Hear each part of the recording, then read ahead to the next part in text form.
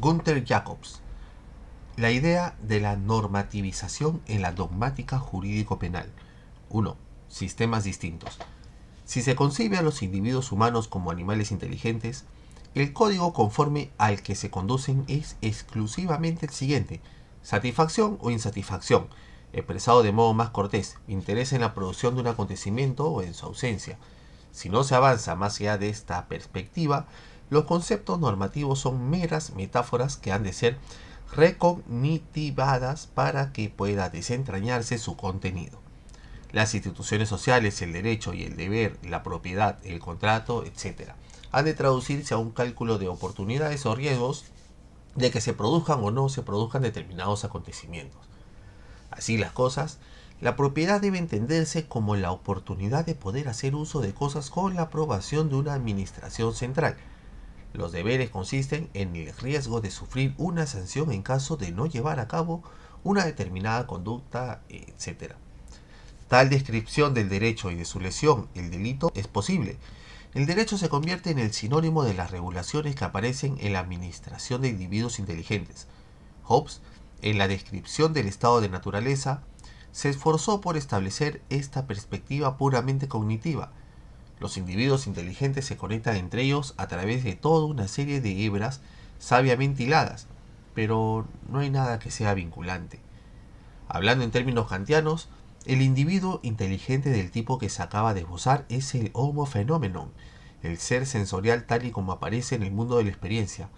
Kant opone a ese individuo el homo noumenon, el ser racional ideal, cuyo código no es otra cosa que una descripción de contenido de la libertad, concretamente, el orden con base en deber y derecho. En este contexto, para Kant, cualquier ser racional está en condiciones de comprender la necesidad de este código y de concretar el contenido de los deberes y derechos mediante el uso del imperativo categórico. El propio Kant habla de que se trata de sistemas distintos, que no se excluyen mutuamente, sino que más bien permiten explicar distintas cosas.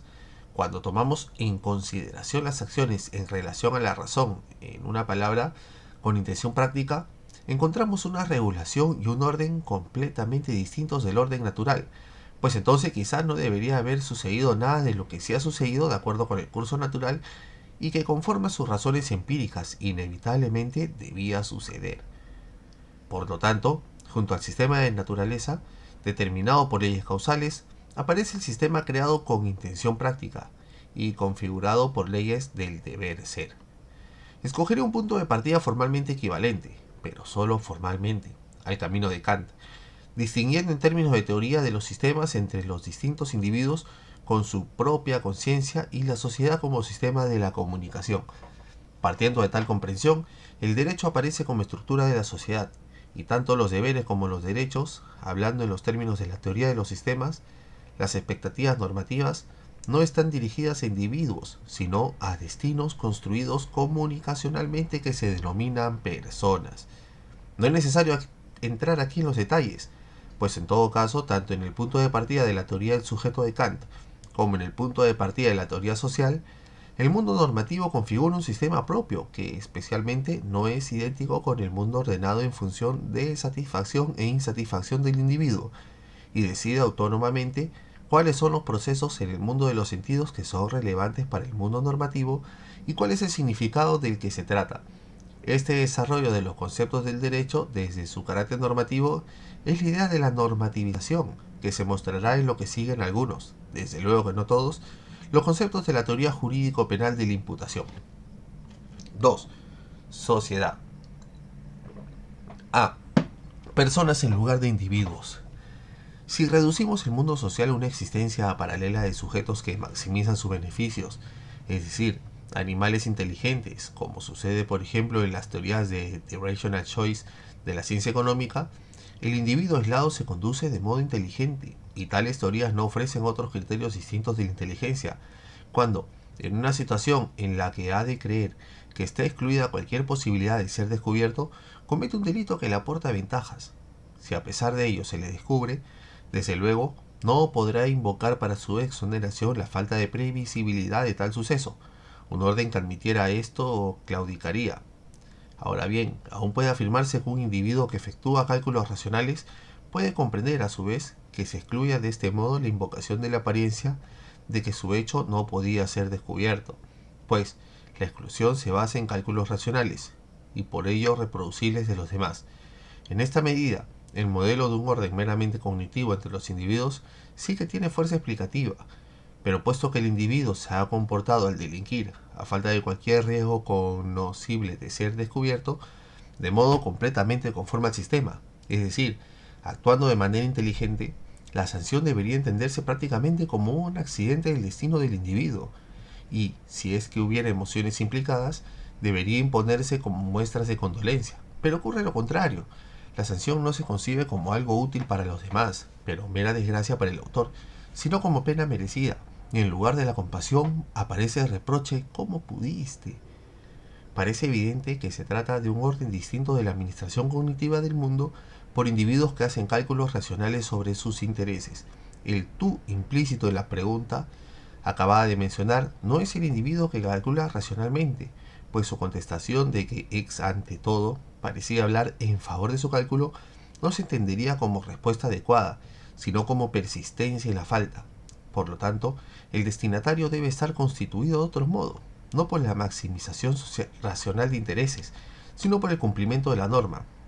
Y ello, además, también cuando éste no puede entenderse como ejercicio de intereses, es decir, también cuando es contrario a las conclusiones que se obtendrían de aplicarse el código individual de satisfacción e insatisfacción. Con ello, hemos pasado de un entendimiento cognitivo a una comprensión normativa de lo social. Las personas deben cumplir deberes y, como puede añadirse de inmediato, son también titulares de derechos. Es en este contexto en el que la pregunta arriba mencionada obtiene su sentido pleno. ¿Cómo pudiste hacer tal cosa en cuanto persona? Cuando las personas se constituyen a través de fidelidad al ordenamiento jurídico. La persona preguntará a su vez que de dónde va a extraer las ganas, el interés en cumplir normas que no le aportan ventaja alguna, manifestando con tal réplica al mismo tiempo que ella misma no se ha entendido como persona. La respuesta a la repregunta es que ese cometido suyo procurarse la disposición de cumplir la norma, pues precisamente la gracia de un sistema normativo está en que se relega el contexto cognitivo, no por completo, pero sí en cierta medida, como hará demostrarse, para poder tratar la configuración del mundo como cometido de las personas. En lugar de la expectativa cognitiva que hará X, probablemente no delinquirá, aparece la expectativa normativa institucionalizada. X no debe delinquir. Y cuando esa expectativa es defraudada, no debe seguir un proceso de aprendizaje. A diferencia de lo que sucede en el caso de defraudación de una expectativa cognitiva, si no se trata de mantener la expectativa e imputar el curso perturbador al responsable. Persona es, por lo tanto, el destino de expectativas normativas, la titular de deberes, y en cuanto titular de derechos dirige tales expectativas a otras personas. La persona, como puede observarse, no es algo dado por la naturaleza, sino una construcción social. Los detalles de ese punto de destino que está construido con derechos y deberes difieren de modo considerable dependiendo del contexto. Persona es un concepto relativo. Dicho con un ejemplo, un niño pequeño es jurídico civilmente persona en la medida en la que puede ser propietario, pero no puede emitir declaraciones de voluntad por sí mismo, al carecer de capacidad de contratar, y tampoco puede actuar de modo jurídico penalmente relevante a falta de capacidad de culpabilidad. Por consiguiente, no todo ser humano es persona jurídico penal, y esta, a su vez, no necesariamente ha de ser persona para el derecho electoral en el sentido político. Así, por ejemplo, no lo es el autor juvenil de un delito, de 15 años y con capacidad de culpabilidad. Más aún, dando en el derecho civil como administrativo, se construyen incluso personas jurídicas. Dicho sea de paso que la cuestión acerca de si pueden ser construidas jurídico-penalmente está sometida en la actualidad a un intenso debate.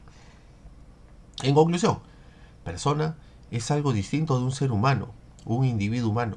Este es el resultado de procesos naturales. Aquella, un producto social. De lo contrario, nunca podría haber habido esclavos, si no podrían existir las personas jurídicas.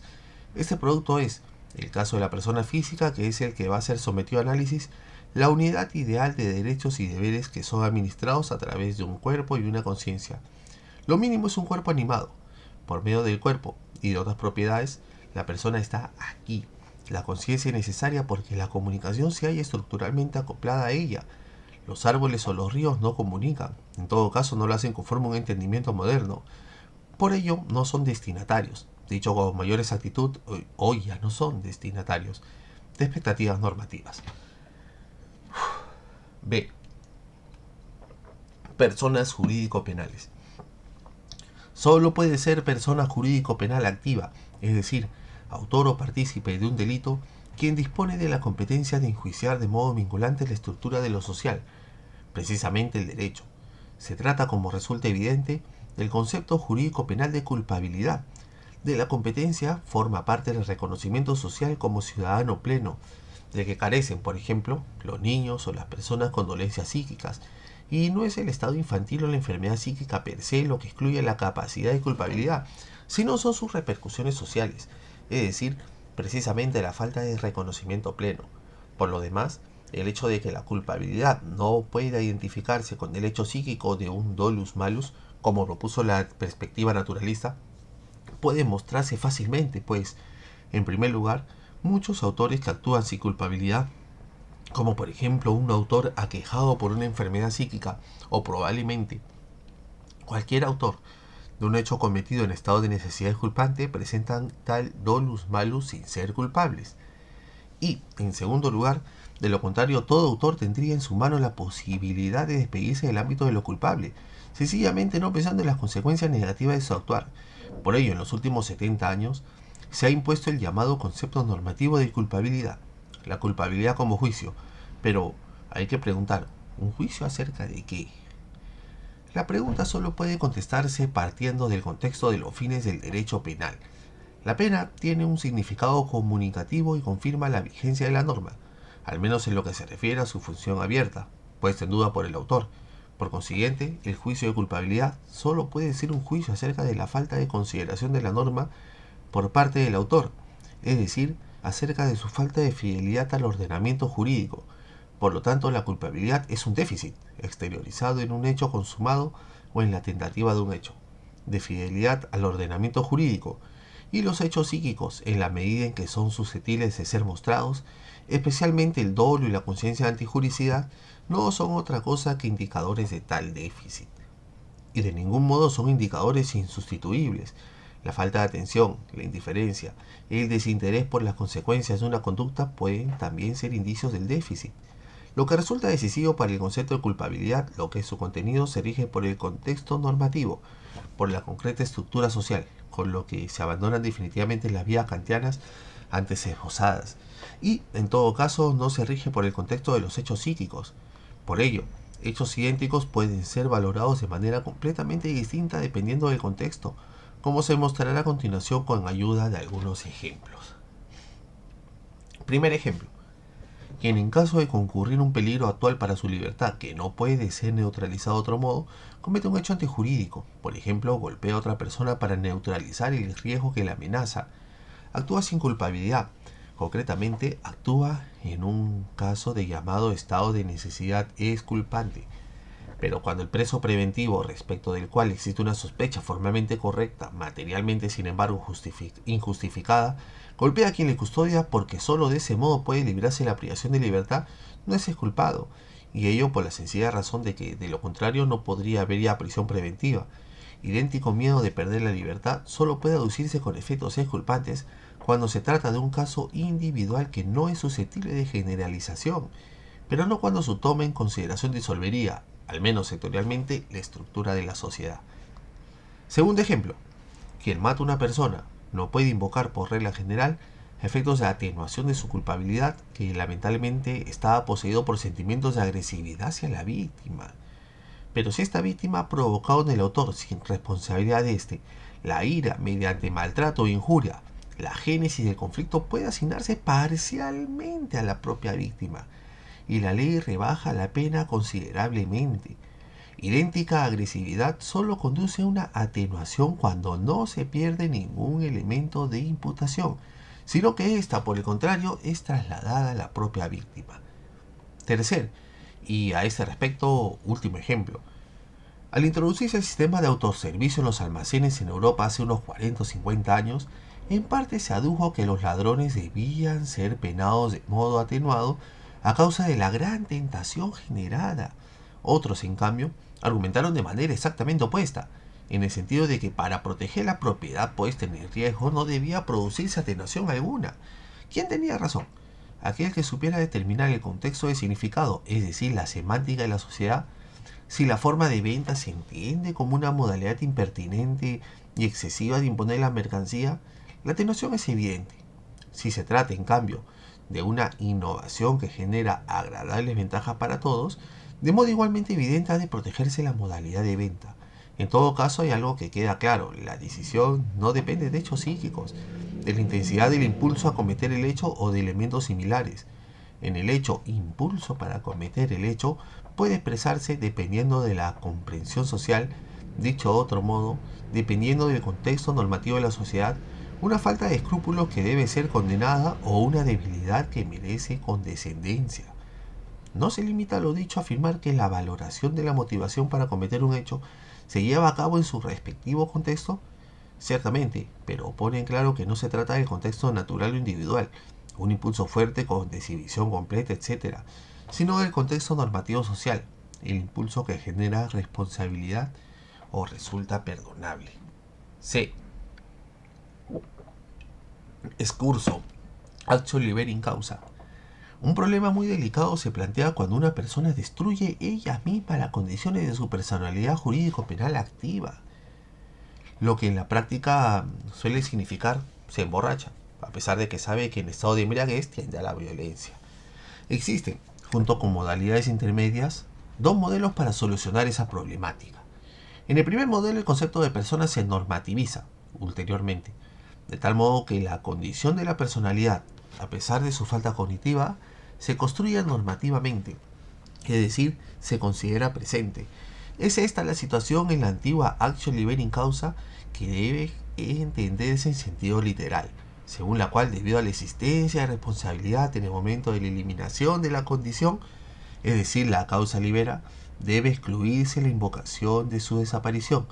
El sujeto embriagado, por ejemplo, para Feuerbach, que también se ha dormido culpablemente, se trata aún como destinatario de expectativas normativas jurídico-penales.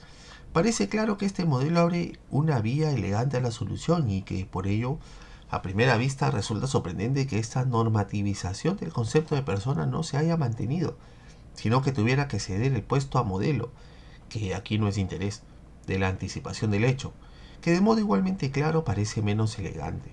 La razón de ello no está que la normativización en este punto fuera errónea, sino en que no se puede mantener ni siquiera en el ámbito del derecho, pues el sujeto embriagado ni puede manifestarse de modo responsable como inculpado, ni tiene en otro sentido capacidad para realizar actos procesales. A esto habría que añadir una separación del ordenamiento jurídico de la praxis de la vida cotidiana, que hace depender su imputación de la clase del efecto, no de la razón de su génesis. Tal discrepancia, y con ello tal aislamiento del derecho, se ampliaría aún más si el modelo fuera trasladado de los defectos psíquicos a los defectos físicos, lo que no podría evitarse desde la perspectiva jurídico-penal.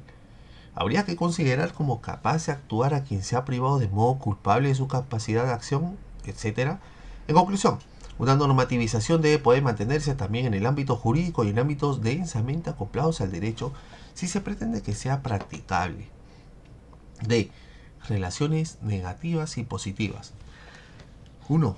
Fundamentos. Como ya se ha expuesto, la persona es la unidad ideal de deberes y derechos. Esta persona, que está aquí en sus derechos, especialmente en su propiedad y en sus deberes, excluye en lo que se refiere a los derechos que otros se procuren una existencia con esos derechos. Dicho de modo radical, mi cuerpo es mío y por ello otro no puede darse una existencia con él. De lo contrario, mi cuerpo no sería mío. Y lo mismo rige para todos los derechos. Por consiguiente, el mundo de las personas es un mundo de titulares de derechos, que de modo recíproco tienen el deber de respetar los derechos de otros. Y en el ámbito de los delitos contra las personas es esta relación jurídica la que vulnera el autor. La destrucción de cuerpos o cosas solo es delito en cuanto a vulneración de una relación jurídica, de lo contrario sería un mero suceso natural. ¿Qué significa esto más exactamente? Tener derechos y deber respetarlos. La propiedad en sentido amplio, entendida como derecho primigenio, tiene como contenido el de poder determinar el trato con el propio cuerpo o con una cosa, excluyendo de este modo a todos los demás de tal determinación. Frente a ellos, cabe representar la propiedad como una relación negativa, como el derecho a no ser perturbado por los demás. Partiendo solo de la propiedad, los demás no están obligados a ayudarme en su administración, por ejemplo, protegiéndola cuando yo no estoy en condiciones de hacerlo. Lo único a lo que están obligados los demás es a no perturbarme, es decir, no deben lesionar mi cuerpo, no privarme de mi propiedad material o dañarla, etc. En conclusión, los propietarios se excluyen recíprocamente. Los demás están excluidos de la administración de mis derechos, del mismo modo que yo lo estoy de la de los suyos. De esta sencilla descripción de mi ámbito jurídico como relación negativa hacia los titulares de otros ámbitos jurídicos, deriva una constatación fundamental que simplifica esencialmente la dogmática jurídico-penal. Si excluyo a otros de la organización de mis derechos, y además no debo, por mi parte, perturbar las organizaciones de esos otros sujetos, he de estar obligado a organizarme de tal modo que de mi ámbito no partan perturbaciones por mi actividad, o también sin que yo actúe, puesto que puedo lícitamente expulsar a otros de este ámbito, que denominaré ahora ámbito de organización. Solo a mí mismo me puede incumbir la supresión de un output lesivo de mi ámbito, y eso significa que toda la diferenciación, de apariencia compleja, entre comisión y omisión en el ámbito de los deberes negativos, demuestra ser un detalle de técnica de administración. Mi ámbito de organización no debe tener un output que lesione a otros. Dicho a modo de ejemplo, no debo arrollar a nadie al conducir un automóvil. Como se produzca ese output, sea por acelerar en un momento inadecuado, hacer o por no frenar en el momento adecuado, omitir, es sencillamente indiferente. Puesto que el derecho establece una relación entre personas, para la comprensión de lo que podría ser un delito, no solo es decisivo cómo se comporta el obligado, sino también aquello que produce en el titular del derecho, y en el ámbito de los deberes negativos, que es el que ahora se aborda exclusivamente. Lo producido es siempre una modificación en el ámbito de organización del otro, es decir, una arrogación de organización. El ladrón se arroga la decisión acerca de la administración de una propiedad ajena, el asesino sobre la permanencia de una vida ajena, etc. La desorganización producida en el otro es una parte de este usurpada por el autor, de modo similar a un territorio ocupado en la guerra, y por ello debe volver a ser liberado. Dicho con un ejemplo, cuando un veneno que yo he administrado despliega su efecto en el cuerpo de la víctima, he extendido mi organización de modo antijurídico hasta ese efecto, y no puede tener éxito mi excusa de que como mis manos ya no intervienen, el efecto no me incumbe. En la víctima persiste un efecto que no es su organización, sino la mía, y por ello debo ocuparme de que el efecto cese. Con ello salta a la vista de que no solo la diferenciación entre comisión y omisión es una mera cuestión externa, sino en la omisión, en el ámbito de los deberes negativos, también la diferenciación entre deberes de aseguramiento y deberes de salvamento. Dicho con un ulterior ejemplo, que alguien asusa a su perro contra alguien o no le ordene que se detenga cuando se dispone a atacar por sí mismo, o no le haga abrir las fauces cuando ha mordido a la víctima, o no desinfecte y vende la herida para que cure, todo es lo mismo, usurpación de la organización de un cuerpo ajeno. La relación negativa que se ha esbozado hasta el momento no es otra cosa que la consecuencia de la constitución normativa de probablemente cualquier sociedad, en la medida en que se trate de algo más que de relaciones puramente instrumentales, ordenadas solo cognitivamente. Esta relación deriva necesariamente de la atribución de derechos de propiedad, es decir, de la posibilidad jurídica de excluir a otros de la configuración de una parte del mundo.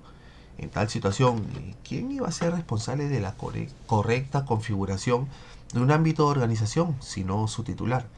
La libertad de organización implica responsabilidad por las consecuencias. Ese es el contexto normativo solidificado de cualquier sociedad y, en ese sentido, una institución social elemental.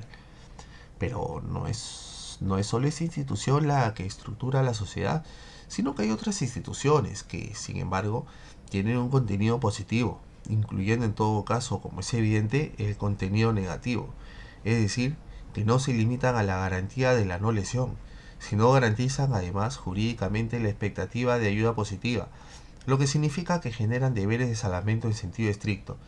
La cuestión es discutida y no ha de plantearse aquí en todo detalle. En lo que se refiere al deber de los padres de ocuparse de sus hijos, esta institución al menos hasta el momento no ha podido ser sustituida, como tampoco las prestaciones elementales de protección estatal. Puede discutirse acerca de los límites, utilizando desde las distintas perspectivas argumentos plausibles, como en general no debe esperarse una exactitud matemática en la descripción de la configuración social. Suelo explicar esto a mis oyentes con la siguiente imagen. Quien cree ver una nube que tiene exactamente la forma de un cubo, ve algo que no es una nube o padece de un defecto óptico. Quien no soporte las tensiones que genera lo ambivalente debería ocuparse, por ejemplo, del derecho de la circulación, en el que casi solo hay límites estrictos, y no meterse en la teoría del derecho penal. Si aceptamos la necesidad de esa falta de precisión, cabe formular lo que presupone necesariamente un delito contra la persona, la vulneración de un derecho, sea como usurpación de una organización ajena en la relación negativa, sea como negación de una ayuda debida en la positiva. La destrucción de cosas jurídicamente solo significa algo si esa reorganización supone una usurpación de una organización ajena, o en la relación positiva, aunque la destrucción provenga de otro lado, cuando exista un derecho a un mundo común, es decir, ayuda activa, al salvamento. Cuando un ser humano mata a otro, ello per se es un suceso natural al que no corresponde relevancia jurídica. En la imagen primigenia de todo homicidio, el fratricidio cometido por Caín, el campesino asentado, en la persona de Abel, el nómada ganadero, se trata de un asesinato porque ambos, el autor y la víctima, estaban vinculados por un orden creado por Dios a respetarse. Por lo demás, el Antiguo Testamento está lleno de relatos, de acuerdo con los cuales los israelitas extinguían otras tribus, como por ejemplo los cananitas. Puesto que estas tribus no hacían sacrificios al Dios único, ésta las había puesto, a pesar de ser sus criaturas, en las manos de Israel. Es decir, las había despersonalizado. En lo que se refiere a la relación positiva, la imagen primigenia, como no cabía esperar de otro modo, también es bíblica, la del buen samaritano. Ahora bien, el ejemplo mencionado por el evangelista Lucas se refiere tanto para la comprensión de entonces como para la actual a una ayuda a una persona en peligro que ésta no puede exigir como derecho, cuya negación, por lo tanto, no es del mismo peso que genera la vulneración de un deber negativo. Correspondientemente, el texto trata a los que no ayudan a la víctima como duros de corazón, como carentes de virtud, pero no como autores de un asesinato por omisión. Sin embargo, el relato se refería solo a las apetencias normativamente, también éticamente irrelevantes que tienen los diversos viandantes que pasan al lado de un ser humano accidentado. Si no hubiera algo en común implícito desde el principio, la víctima y aquellos que pasan de largo sin socorrerle forman parte del pueblo elegido. Y, este es el punto decisivo de la historia, el samaritano al menos es culturalmente próximo. Sin esta proximidad que fundamenta un deber ético, aunque débil, su hecho, el hecho que por milenios ha marcado un término, también solo sería producto de una apetencia individual o de una cultura irrelevante. 2. Comportamiento delictivo. A. Causalidad. Hasta ahora se ha hablado de deberes, sobre todo de deberes negativos, es decir, de los deberes de no perturbar a los demás en su posición jurídica. Pero, ¿qué significa eso exactamente? ¿Significa acaso que no se debe convertir uno en causa de una perturbación? En tal caso, también perturba a quien compra el último pan, de modo que todos los que llegan después queriendo comprar pan se quedan sin nada y han de pasar hambre. Formularé la cuestión de manera más radical aún. ¿Por qué va a ser decisiva la causalidad o en el delito de omisión una causalidad hipotética de evitación? Dicho de otro modo, ¿qué interés tiene la relación en el mundo de los sentidos en la constitución de un mundo normativo? Ahora bien, debería ser evidente que no necesariamente ha de tomarse para cualquier sistema normativo como base nuestro actual entendimiento de causalidad, libre desde el Novum Organum de Francis Bacon de presupuestos religiosos. Por ejemplo, en tiempos de los que era común la creencia en la fuerza mágica de las brujas, en ciertos contextos se trata de una creencia que no resulta tan absurda, también aquello que se había desencadenado. Desde la perspectiva actual, aparentemente, por magia formaba parte de lo causado. Más aún, no hay un obstáculo de principio de llevar todo el problema causal al ámbito de lo sobrenatural y replicar a cualquier conflicto, en cuanto a destino decidido por dioses con sacrificios a los dioses. No nos ocuparemos más de esa perspectiva tan ajena al día de hoy, pues con tal interpretación del mundo el derecho se separaría de modo abrupto de entendimiento cotidiano consolidado de la sociedad, imposibilitando que se pudiera conectar con sentido y de manera calculable a sus decisiones. Sí, dicho con un ejemplo, de acuerdo con la perspectiva orientada en función de las ciencias naturales, que es la base de la vida cotidiana, un determinado resultado no se puede obtener por brujería, pero el derecho tratará a la brujería como algo que puede tener tal consecuencia.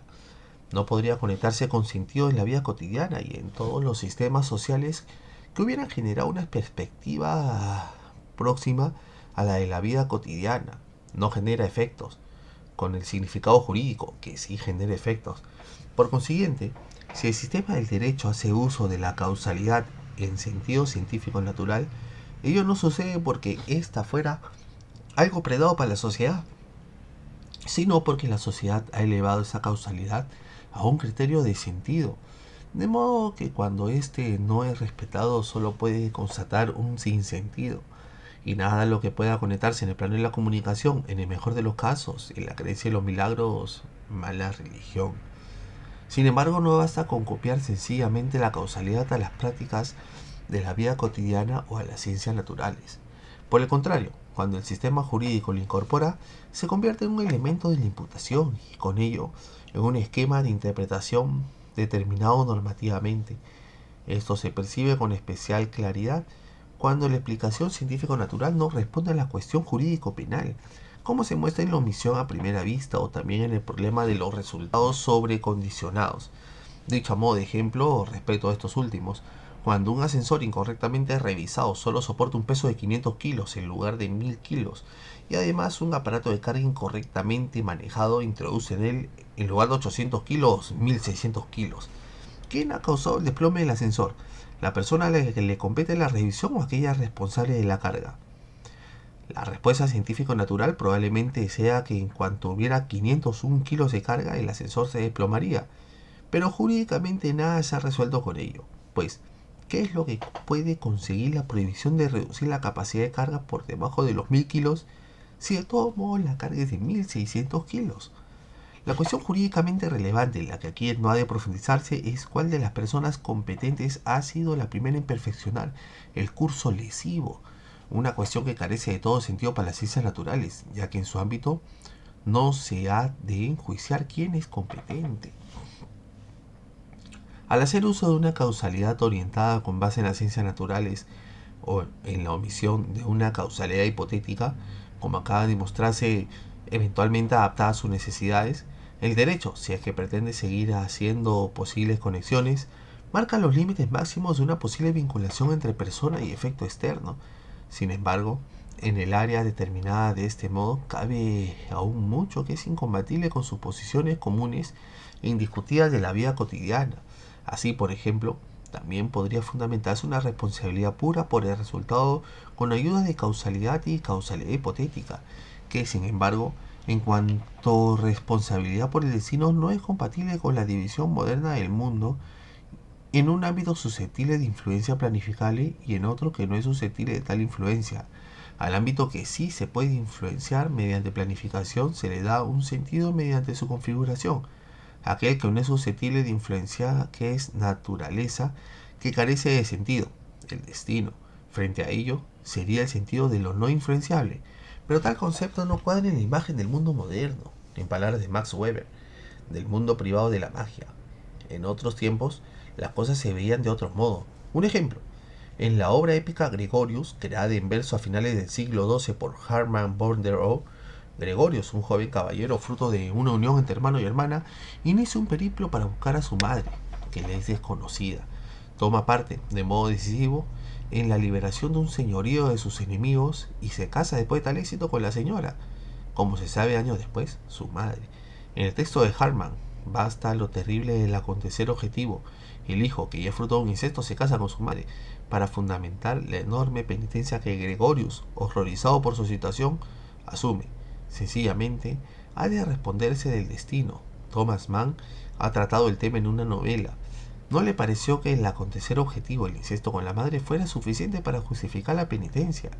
y por ello añadió una explicación que el poeta pone en boca al propio Gregorius: un joven que parte para buscar a su madre y con que es una hembra que, por muy bella que sea, podría ser su madre. Ha de contar con que sea su madre. Tal afirmación en su rigor probablemente no sea idónea para atribuir culpabilidad a una persona que no quiere considerarse culpable, pero como en la obra de Thomas Mann es el pecador mismo quien formula la afirmación, puede basar como fundamentación de su culpabilidad. De tal modo, el poeta mantiene en duda cuál es la base de los acontecimientos ulteriores: la antigua responsabilidad por resultado o la moderna responsabilidad por culpabilidad. B. Significado del comportamiento. La vinculación por el destino entre autor y hecho no es un topos de la moderna teoría de la imputación. Esta, por el contrario, solo conoce la falta de fidelidad al ordenamiento jurídico en la planificación de la conducta como fundamento de la imputación. Lo no planificable queda excluido en cuanto a naturaleza, casualidad, por completo del contexto de imputación. Esto no significa, sin embargo, que en el ámbito de lo planificable se espere de cualquier persona que tome como objetivo la evitación de todo curso lesivo, pues el derecho no atribuye el control de las múltiples interdependencias del comportamiento de una persona a cualquiera que potencialmente pueda causar en tal red de modo planificable la pérdida de un bien, sino que solo la asigna en cada caso a las distintas personas competentes.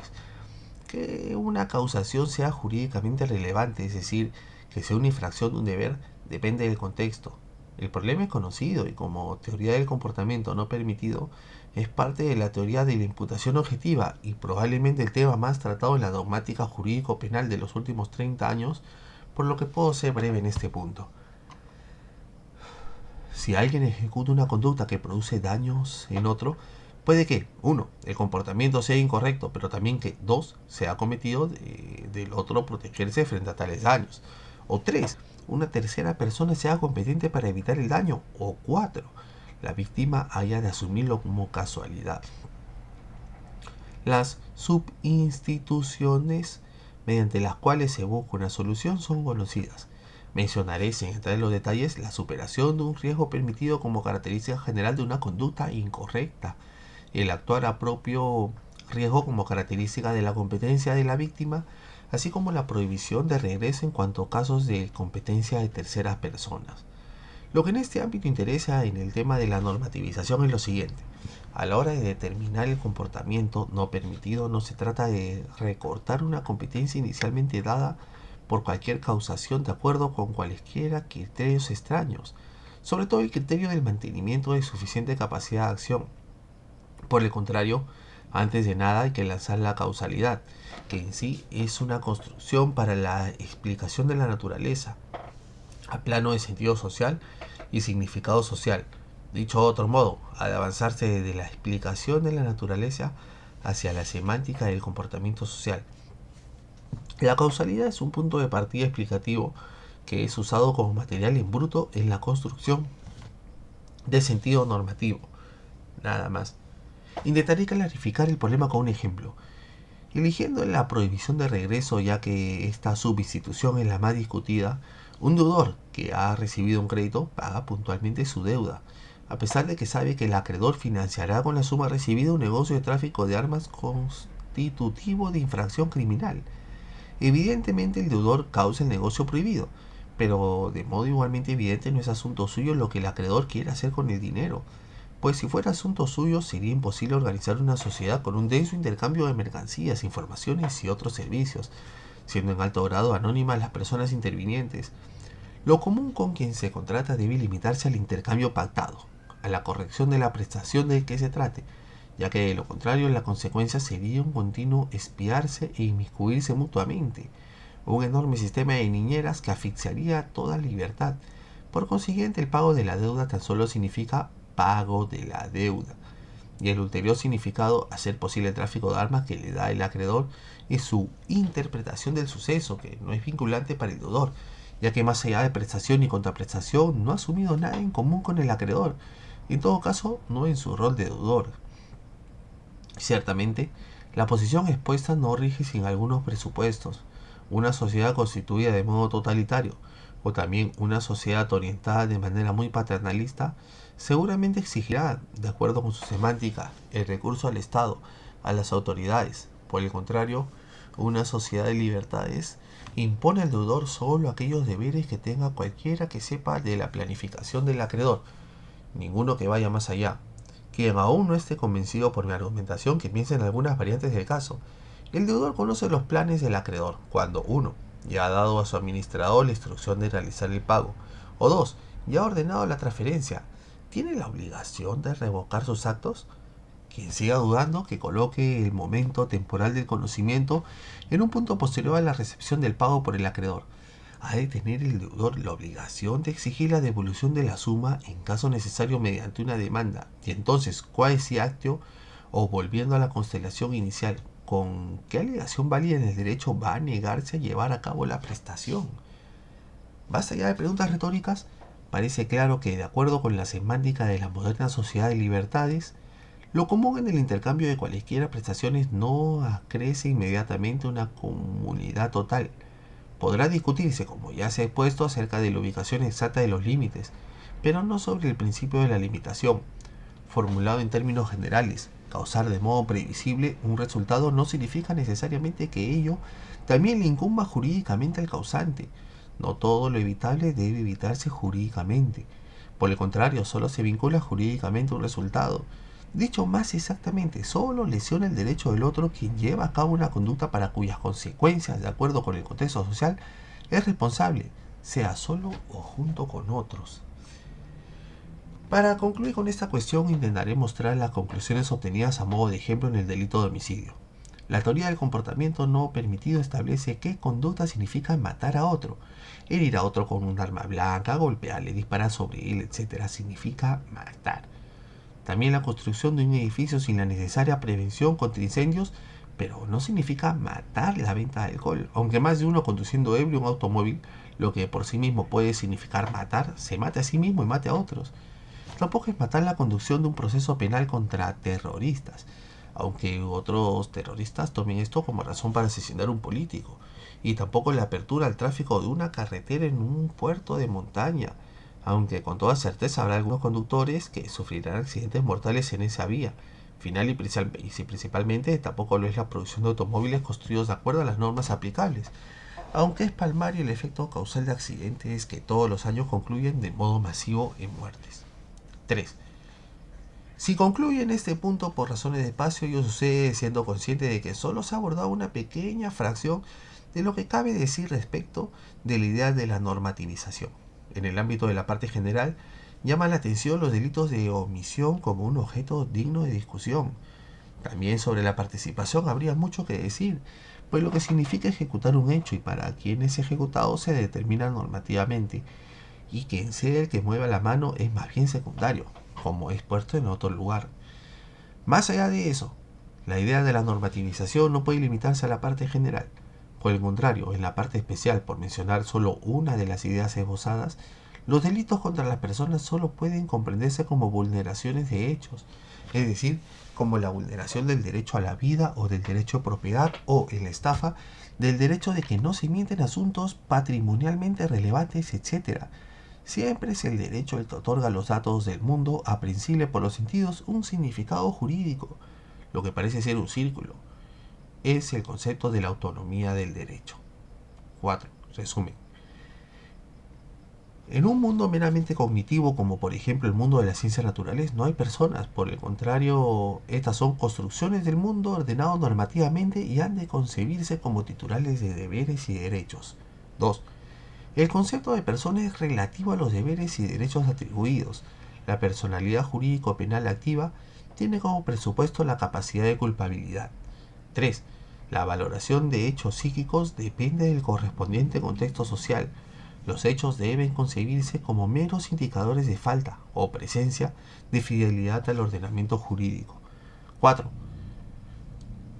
Los derechos y deberes de las personas pueden representarse como relaciones negativas, no perturbadoras o positivas de auxilio para la determinación de la infracción del deber. De la diferenciación entre un hacer o un omitir es más bien marginal. 5. Lo que un comportamiento significa depende de la semántica de la sociedad. La causalidad hipotética de una conducta per se no significa nada. Al contrario, es necesario que también se produzca la atribución del acontecido al ámbito de cometidos de una determinada persona si se pretende alcanzar el plano del significado. 6. Conclusión. El derecho genera por sí mismo el contexto normativo, especialmente este no queda preconfigurado por la naturaleza. Esta es la idea de la normativización. Sin embargo, si se pretende que el derecho mantenga su capacidad de conexión en la vida cotidiana, no puede contradecir de manera radical las constataciones cotidianas consolidadas.